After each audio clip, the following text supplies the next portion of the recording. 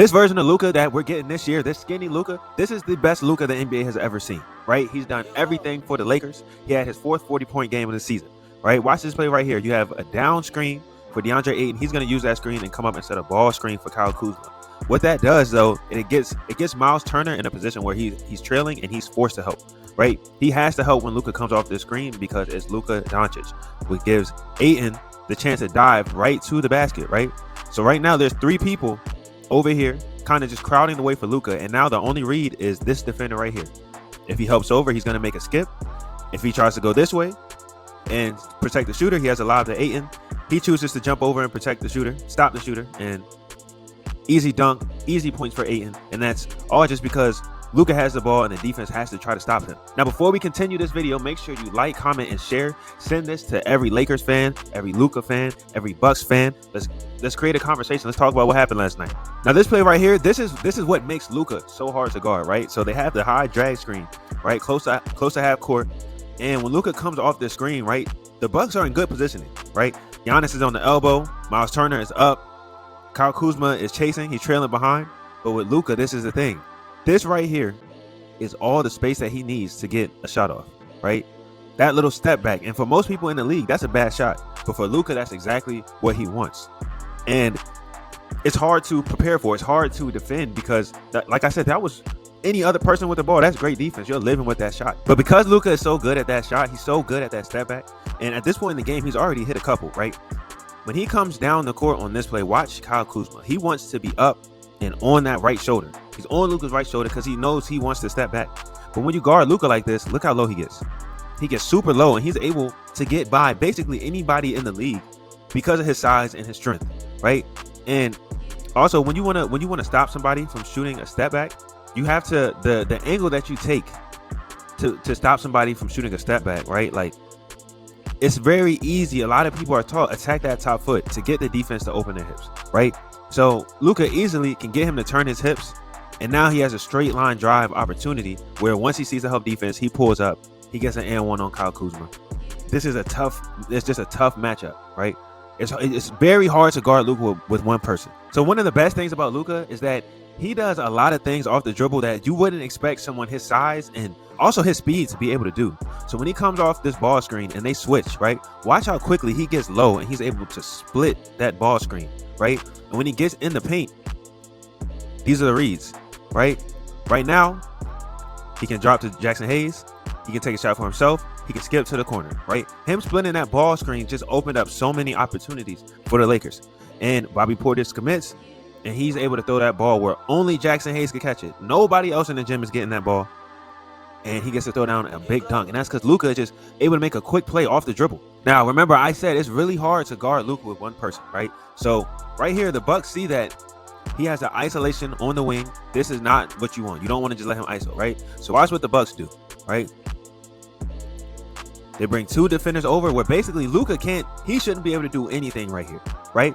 And this is a reason why I say the primary ball handler for your team, or the best player, the person who's going to have the ball in their hands the whole game, they should not be short. They should be a bigger player. That's why I love big guards, because they can see over the defense, right? So when the whole defense is locked in, staring at Luka, Luka's able to make passes to the weak side to wide open shooters, right? Smaller players are not always able to make that skip pass over the defense. But because Luka is a big guard, he's a great passer, he can see his teammates are wide open, and he makes the Bucks pay for sending three defenders at him. So even when Luka doesn't get the assist, you still have to give him a lot of the credit for when the Lakers score, right? So they slip this ball screen, and two defenders are going to stay with Luka right here at the top of the key. And he's able to make a quick bounce pass right to Jackson Hayes in the middle of the court, where he can now play a 4-on-3 advantage, right? And that's because they send two people at Luka. So he's able to take his time, find a wide open shooter on the wing, right? These are the looks that the Lakers can get just because Luka has the ball in his hands.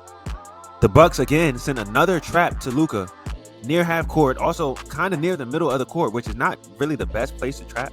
But because it's Luka, you have no choice, right? And again, he's able to make the correct pass to the open player. And the Lakers once again have a 4-on-3 advantage, right? Kyle Kuzma has to take the shooter in the corner. Miles Turner has to stop the ball. Gary Trent over here does a terrible job of playing two. He stays on the outside to the shooter, so Austin Reeves is able to just lob the ball up for an easy layup, right? And again, that's because Luka gets the ball, the defense is terrified, and they send 2 people at him near half court. Now again, Kyle Kuzma is picking up Luka beyond half court. They want to pressure him. They do a great job of setting a ball screen and freeing him up to try to get downhill here, right? So here's another example of him, someone his size, just being able to make moves that you don't normally see, right? You see how he splits the 2 defenders right here, and he's able to get in the paint. And DeAndre Ayton is actually, he's expecting a lob right here. You can tell by his posture. He was ready to go up and jump. Luka misses him, but he's able to take his time and just pivot and then get to a one-leg fade. This is a well-contested shot, but because it's Luka, who cares? That's what happens when you have one person on him. He can shoot over anybody. So here's Luka. He has the ISO against Giannis. A lot of people feel like Giannis is a good defender, right? But when it's guarding Luka, you can't leave him by himself. So the Bucks come over. They try to send a trap. There's 6 seconds left. That's a great time to trap, right? But watch Luka. Quick behind the back pass to the right player, which starts the rotation. And now Austin Reeves is able to rip baseline. And again, the Lakers have the advantage, right? Giannis tries to take away the corner. When the defense steps up, Austin Reeves makes the right read. He just throws that lob to DeAndre Ayton. Right, this is what happened when Luka has it going. It frees up everything for everybody. So all game, Luka has been making the defense pay for over helping or sending double teams, right? So at this point, the Bucks, they don't know what to do, right? So right here, another ISO is 10 seconds left on the clock, and they don't send a double. They let Luka play one-on-one, which again, that's exactly what he wants, right? So the defense is up, and watch what Luka does. He just gets to the move we all know is coming. That step back to his left, which at this point is practically a layup. So what do? If you double team him, he makes the right pass.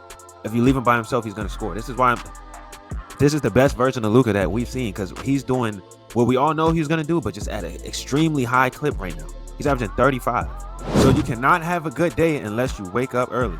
All right, we got the new Jumpers for Breakfast t-shirts, and it's not just a shirt. There's an entire workout on the back, right? It says it again. You cannot have a good day unless you start early.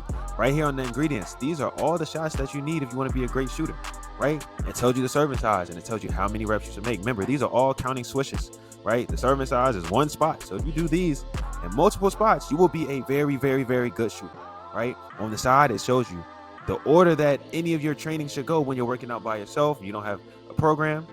You start with your ball handling, your finishing, form shooting, spot shooting, movement shooting, off the dribble shooting. Then you get some live reps in there, right? And at the bottom, I gave you some real game. Every move has a counter. Every counter has a pump fake, but that's not it. Everyone who purchases, you get access to my full 6-week Pure Score transformation, right? Which is 6 weeks worth of workouts. These are 42 workouts for you to use and become a better basketball player. This is an example of the type of workouts you would get, and you also get videos of everything that you need, right? So once you get it, you'll get access to the app. You'll be able to log in. You'll be able to ask questions. If you need more videos than what are provided, you can shoot me a message. I'll upload more videos. I just want to help people get better. Step 1 of doing that, go ahead, get you a Jumpers for Breakfast shirt. Make sure you head to the description, click that link, and let's start becoming better hoopers.